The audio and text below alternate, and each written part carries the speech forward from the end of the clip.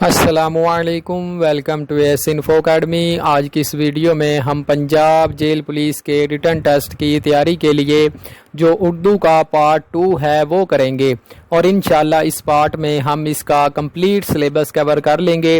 جو بھی کویسچن آپ سے پیپر میں پوچھے جاتے ہیں وہ انشاءاللہ آج کی اس ویڈیو میں ہم کمپلیٹ کور کر لیں گے، اور ہم نے اس کا پارٹ 1 بھی اپنے چینل پر اپلوڈ کیا ہوا ہے، تو اگر کسی نے وہ نہیں دیکھا تو ہمارے چینل پر جا کر وہ پارٹ بھی دیکھ سکتا ہے۔ وہ موسٹ امپورٹنٹ پارٹ ہے، اور یہ دونوں پارٹس موسٹ امپورٹنٹ ہیں۔ ان دونوں پارٹس میں ہم نے اردو کا کمپلیٹ سلیبس کور کیا ہوا ہے۔ جو موسٹ امپورٹنٹ اس کی گرامر ہے اور جو موسٹ امپورٹنٹ اس کے کویسچن ہے وہ ہم نے سارے ان 2 ویڈیوز میں کور کیے ہوئے ہیں، تو آپ یہ ویڈیو بھی لازمی دیکھیں اینڈ تک، اور پہلی والی ویڈیو بھی لازمی دیکھیں۔ اور جو بھائی ہمارے چینل پر نیو ہے وہ ہمارے چینل کو لازمی سبسکرائب کر لے، کیونکہ ہم اپنے چینل پر اس طرح کی اچھی ویڈیو اپلوڈ کرتے رہتے ہیں اور تیاری بھی کرواتے رہتے ہیں ہر جاب کی، اور جو نیو جاب آتی ہے اس کی ہم اپنے چینل پر ایڈورٹائزمنٹ بھی کرتے ہیں اور اس میں اپلائی کرنے کا بھی کمپلیٹ طریقہ بتاتے ہیں۔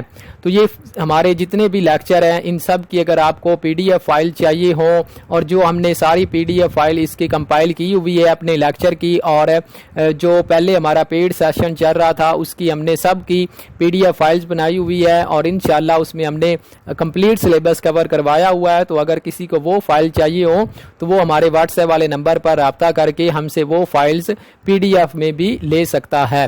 وہ ساری فائلز آپ کو صرف اور صرف 200 روپے میں ملیں گی، اور اگر کوئی بھائی نہیں لینا چاہتا تو ہمارے یوٹیوب چینل سے فری تیاری کر سکتا ہے۔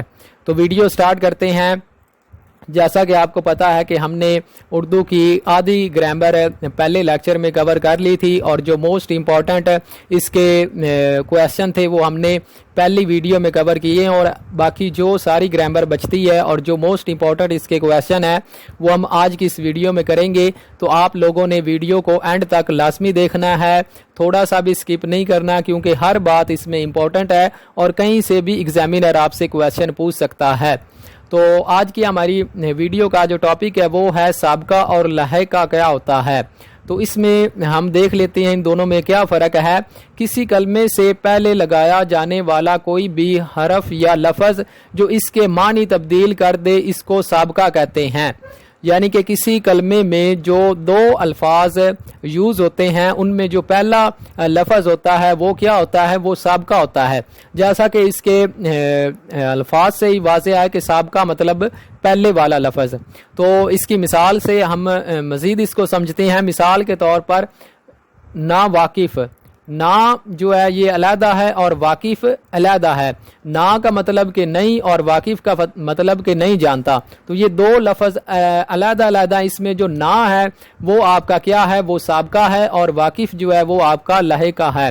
نڈر، خود غرض وغیرہ یہ سارے جو ہیں یہ آپ کے اس کی مثالیں ہیں سابقہ کی۔ یہ خود جو ہے وہ اس میں جو ہے وہ سابقہ ہے۔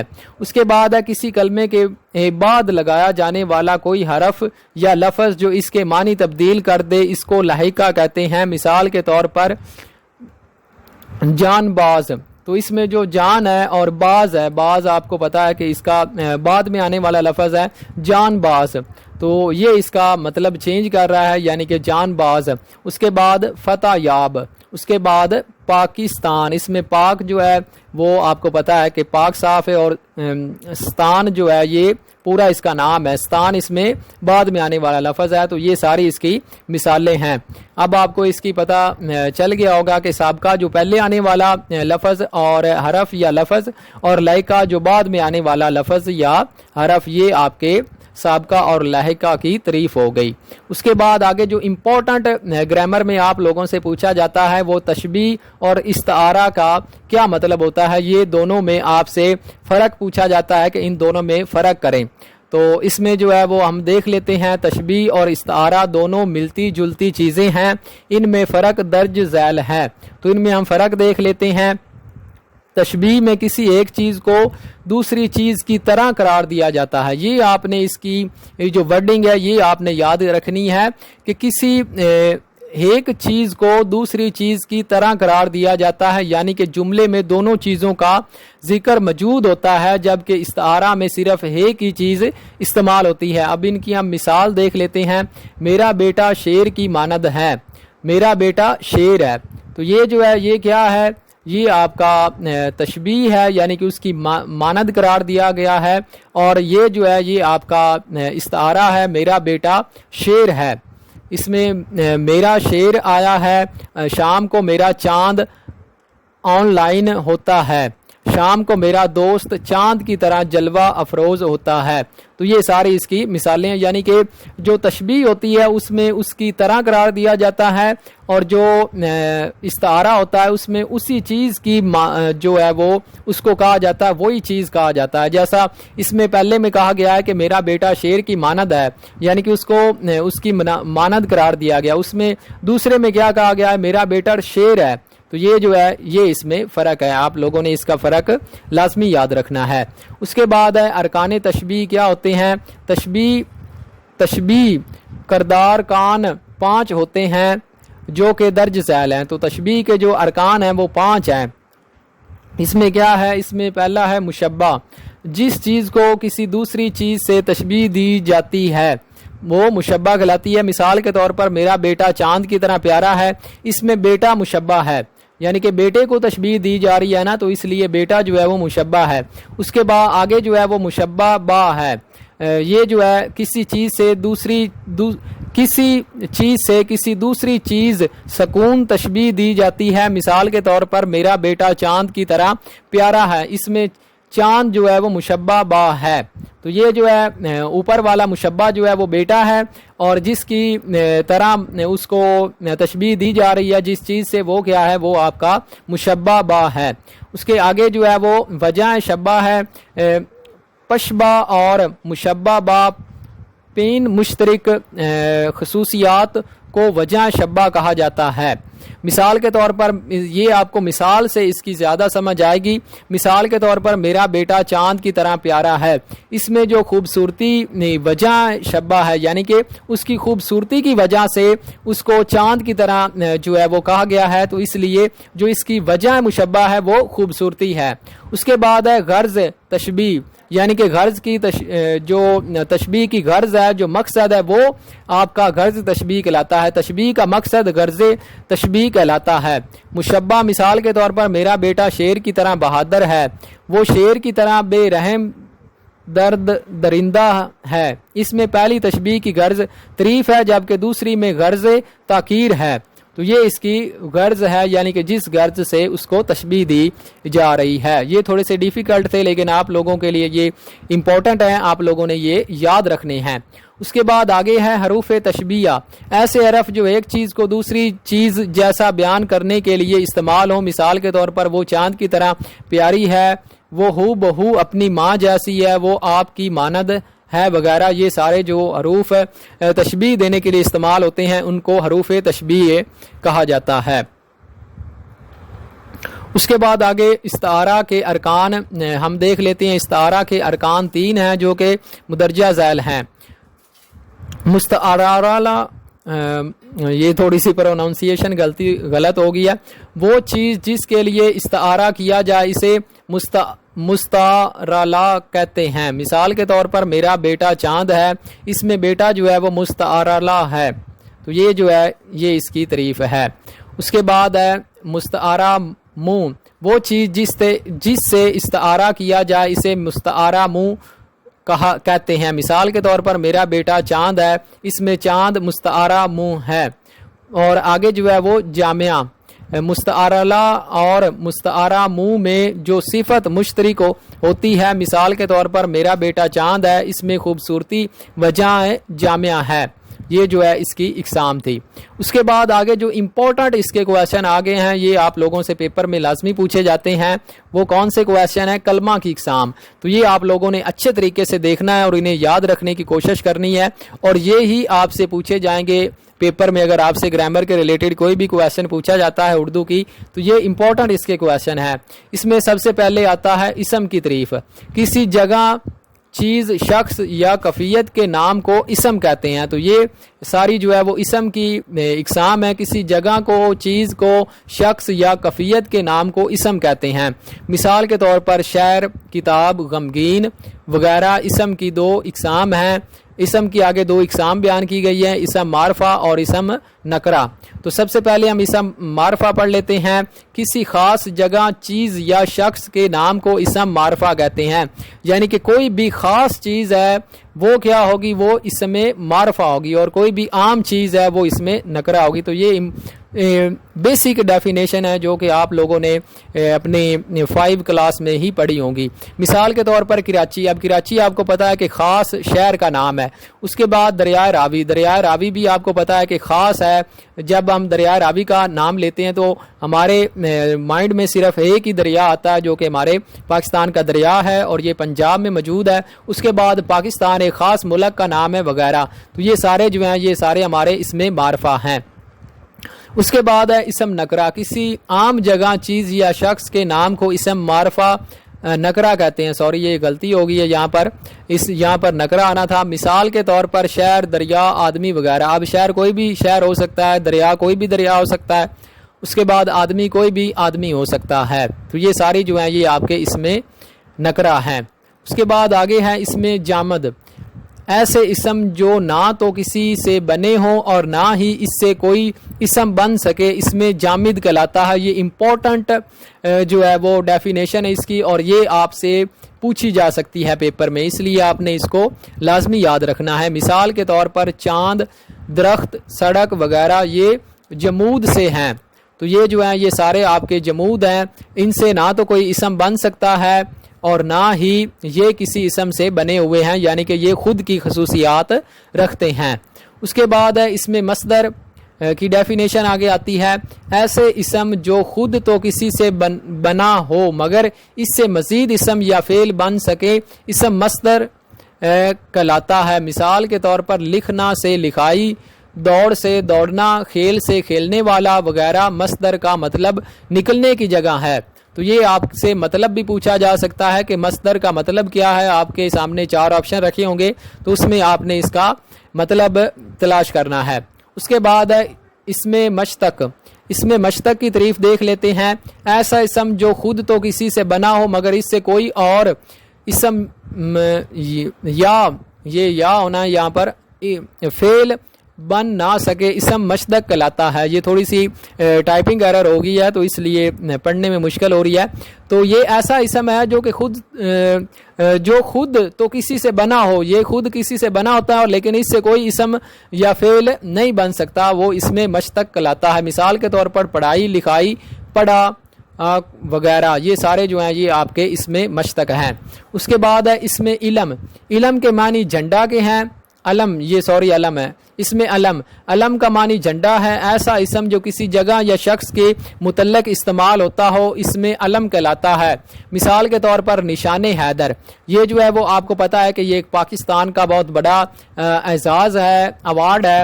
تو یہ جو ہے یہ کسی جگہ یا شخص کے متعلق استعمال ہوتا ہے، یعنی کہ ہم جو بھی ہمارے فوجی شہید ہوتے ہیں تو ہم انہیں یہ اعزاز عطا فرماتے ہیں کہ انہیں یہ نشان حیدر کا گولڈ میڈل یعنی کہ میڈل دیتے ہیں۔ اس کے بعد ہے غالب، غالب آپ کو پتا ہے کہ ہمارے بہت بڑے جو شاعر ہیں۔ اس کے بعد ہے قائد اعظم وغیرہ، اس کی 5 اقسام ہیں۔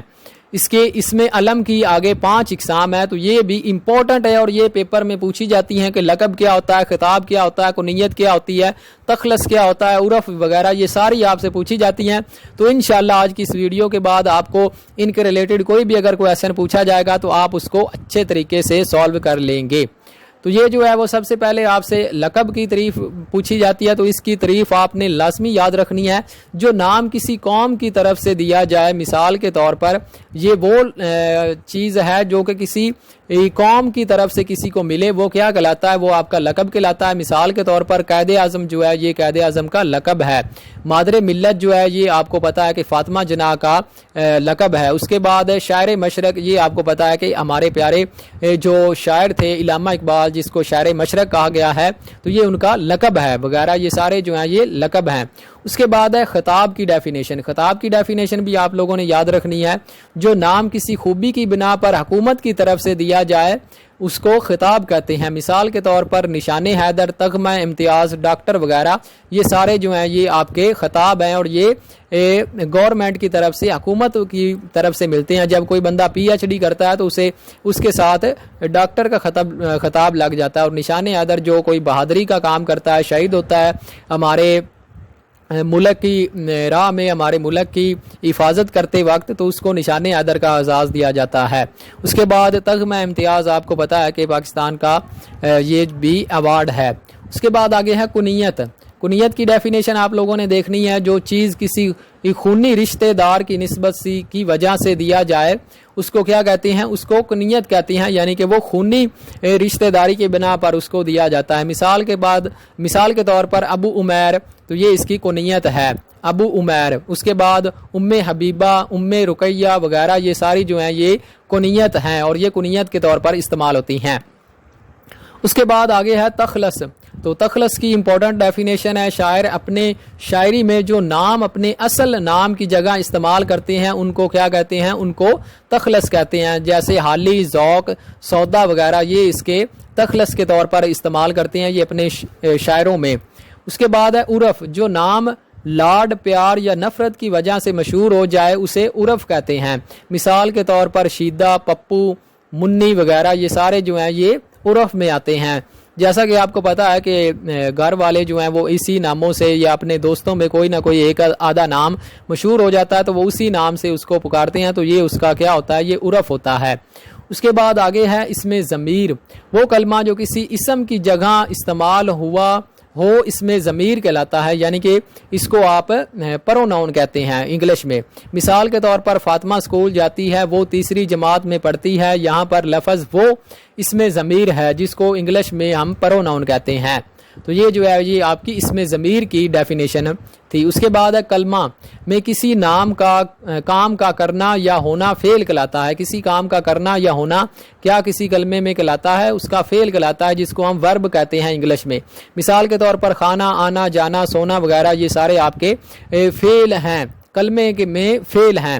فعل کی زمانے کے لحاظ سے 3 اقسام ہیں: فعل ماضی، فعل حال، فعل مستقبل. فعل ماضی کون سا ہے؟ گزرا ہوا زمانہ. فعل حال موجودہ زمانہ. اور فعل مستقبل آنے والا زمانہ. تو یہ جو ہے یہ ساری آپ کی فعل کی اقسام ہے. اس کے بعد ہے فعل اس کے بعد ہے فعل مضارع. فعل حال اور مستقبل کو ملا کر فعل مضارع بنتا ہے. مثال کے طور پر تم پڑھ رہے ہو اور تم پڑھو گے دونوں جملوں میں ملا کر بنتا ہے کہ تمہیں ابھی پڑھنا ہے. تو یہ جو ہے یہ آپ کا فعل مضارع ہے. اس کے بعد ہے حرف کی ڈیفینیشن. وہ کلمہ جو اسم اور فعل کو ملائے یا دو سے زیادہ اسماں کو ملا کر بامعنی کر دے، مکمل مگر اکیلے بامعنی ہو، حرف کہلاتا ہے. مثال کے طور پر کا، میں، کو، سے وغیرہ حروف مدرجہ ذیل اقسام ہیں. اس کی آگے جو ہے وہ حروف کی مدرجہ ذیل اقسام بھی ہے تو ان کو انگلش میں کہتے ہیں آپ کی پریپوزیشن. اس کے بعد ہے حروف اضافت. ایسے حرف جو 2 اسموں میں تعلق پیدا کریں. مثال کے طور پر اسلم کا بستہ، سحر کا گھر، انس کی دکان وغیرہ یہ آپ کے حروف اضافت ہیں. یعنی کہ یہ ان دونوں میں تعلق پیدا کر رہے ہیں. جیسے اسلم کا اس میں جو ہے وہ بستے میں اس کا تعلق پیدا کر رہا ہے، یعنی کہ یہ اسلم کا بستہ ہے تو یہ آپ کے حروف اضافت ہیں. اس کے بعد ہے حروف علت. اس کی بھی ڈیفینیشن آپ دیکھ لیں. ایسے حرف یا کلمہ جو 2 اسماں یا جملوں کو ملائے. مثال کے طور پر اسلم اور اکرم، سیر و شہناز، انس اور میں وغیرہ یہ آپ کے حروف علت ہیں اور ان کو انگلش میں آپ کنجیکشن کہتے ہیں. تو یہ سارے جو ہیں یہ آپ کے حروف علت ہیں اور یہ وغیرہ جو ہیں یہ سارے آپ کے علت ہیں اور ان کو اردو میں کنجیکشن، انگلش میں کنجیکشن کہتے ہیں. اس کے بعد ہے حرف بیان. ایسے حرف کلمہ جو وضاحت کے لیے استعمال ہو. مثال کے طور پر استاذ نے کہا کہ کل چھٹی ہے، آج لیکچر نہیں ہوگا کیونکہ آج اتوار ہے، آج وہ پوجا بھاٹ، آج وہ بے وجہ بخار چھٹی پر ہے وغیرہ یہ سارے جو ہیں یہ آپ کے حروف بیان ہیں. اس کے بعد ہے حروف تشبیہ، ایسے حرف جو ایک چیز کو دوسری چیز جیسا بیان کرنے کے لیے استعمال ہو، مثال کے طور پر وہ چاند کی طرح پیاری ہے، وہ ہو بہو اپنی ماں جیسی ہے، وہ آپ کی مانند ہیں وغیرہ، یہ سارے حروف تشبیہ ہیں، یہ ہم اوپر پڑھ چکے ہیں۔ اس کے بعد ہے حروف جار، تو اس کی بھی ڈیفینیشن آپ لوگوں کو آنی چاہیے۔ ایسے حرف جو دو اسماء میں تعلق کی کیفیت بیان کریں، مثال کے طور پر وہ کار میں ہے، وہ کار کے نیچے ہے، وہ دکان کے آس پاس ہیں وغیرہ، یہ حروف جار ہیں، یعنی کہ ان میں وہ کیفیت بیان کر رہے ہیں، جیسا کہ وہ کار میں ہے اس میں جو ہے اس کی کیفیت بیان کر رہا ہے، وہ کار کے نیچے ہے وہ اس کی کیفیت بیان کر رہا ہے کہ، تو یہ حروف آپ کے جار ہیں۔ اس کے بعد ہے حروف تعصف، ایسے حرف جو غم یا افسوس کے لیے استعمال ہوں، مثال کے طور پر صدا، افسوس، اف، ہائے وغیرہ، یہ سارے آپ کے حروف تعصف ہیں جن کو انگلش میں انٹرجیکشن کہتے ہیں۔ اس کے بعد ہے حروف استفہام، سوالیہ کلمات، مثال کے طور پر کیوں، کیسے، کون، کہاں وغیرہ، یہ آپ کے حروف استفہام ہیں، تو یہ بھی آپ سے ڈیفینیشن ان کی بھی پوچھی جاتی ہے۔ اس کے آگے ہے حروف تحسین، ایسے حرف جو شاباشی، تعریف یا خوبی کے لیے استعمال ہونے والے حرف، مثال کے طور پر واہ، ماشاءاللہ، بہت خوب، شاباش وغیرہ، یہ سارے جو ہیں وہ حروف تحسین ہیں، یعنی کہ ان کو ان کی حوصلہ افزائی کرنے کے لیے جو استعمال کیے جاتے ہیں حرف، ان کو حروف تحسین کہتے ہیں۔ اس کے بعد آگے کویسچن ہے تلمیح، کلام میں ایسے الفاظ جو کسی اسلامی واقعہ، قرآنی آیت یا حدیث کی طرف اشارہ کریں وہ تلمیح کہلاتے ہیں، مثال کے طور پر طوفان نو، خلیل، جادو سامری، آتش نمرود وغیرہ، یہ سارے آپ کے تلمیح ہیں جو کہ کسی قرآنی واقعہ یا حدیث کی طرف اشارہ کریں، وہ کیا کہلاتے ہیں؟ وہ تلمیح کہلاتے ہیں۔ اس کے بعد ہے آگے غزل، غزل کی پہلے بھی ہم ڈیفینیشن اوپر پہلے لیکچر میں پڑھ چکے ہیں، تو اب ہم اس کی ایک بار اور ڈیفینیشن پڑھ لیتے ہیں۔ غزل کا مطلب ہوتا ہے عورتوں سے باتیں کرنا، شکار کے وقت ہرن کے منہ سے نکلنے والے آخری آواز کو بھی غزل کہتے ہیں۔ جب شیر جو ہے وہ ہرن کا شکار کرتا ہے، تو جب وہ ہرن کو پکڑ لیتا ہے تو اس وقت جو ہرن کے منہ سے الفاظ نکلتے ہیں ان کو بھی ہم غزل کہتے ہیں۔ تو یہ دو غزل کی ڈیفینیشنیں ہیں۔ اس کے بعد آگے ہے مطلع، غزل کا پہلا شعر مطلع کہلاتا ہے، یہ طلوع سے ہے، اس کا ہم قافیہ اور ہم ردیف ہونا ضروری ہے، تو یہ جو ہے یہ مطلع کی تعریف ہے۔ اس کے بعد مقطع کی تعریف دیکھ لیتے ہیں۔ غزل کا آخری شعر جس میں شاعر کا تخلص پایا جائے مقطع کہلاتا ہے، یہ قطع سے ہے۔ تو یہ جو ہے یہ آج کا ہمارا لیکچر تھا۔ امید ہے آپ لوگوں کو یہ ہمارا لیکچر اچھا لگا ہوگا۔ اگر آپ کو ہمارا یہ لیکچر اچھا لگا ہے تو آپ ہمارے چینل کو لازمی سبسکرائب کریں اور اپنے دوستوں کے ساتھ بھی اس کو شیئر کریں، تاکہ آپ کے دوستوں کا بھی اس سے فائدہ ہو اور آپ لوگوں کا بھی اس سے زیادہ فائدہ ہو سکے، اور آپ لوگوں کو بھی اس کا انشاءاللہ اجر ملے گا۔ اگر آپ ہماری ہیلپ کریں گے، اپنے دوستوں کے ساتھ اس کو شیئر کریں گے، تو آپ کے دوستوں کا بھی بھلا ہوگا اور ہمارا بھی اس سے فائدہ ہو جائے گا کہ ہمارا چینل جو ہے وہ زیادہ آگے چلا جائے گا۔ تو امید ہے آپ لوگوں کو ہمارا یہ لیکچر اچھا لگا ہوگا۔ تو اسی طرح کے لیکچر دیکھنے کے لیے آپ ہمارے چینل کو لازمی سبسکرائب کریں اور بیل نوٹیفیکیشن کے آئیکن کو بھی دبائیں، تاکہ آپ کو ہمارے چینل کی ہر نیو ویڈیو کا نوٹیفیکیشن بھی بر وقت مل سکے۔ تو ملتے ہیں انشاءاللہ کل ایک نئے لیکچر کے ساتھ، یا میں آج ہی ایک لیکچر بناؤں گا انشاءاللہ تھوڑی دیر تک۔ تو تب تک اپنا بہت زیادہ خیال رکھیے اور ہمیں دعاؤں میں یاد رکھیے۔ اللہ حافظ۔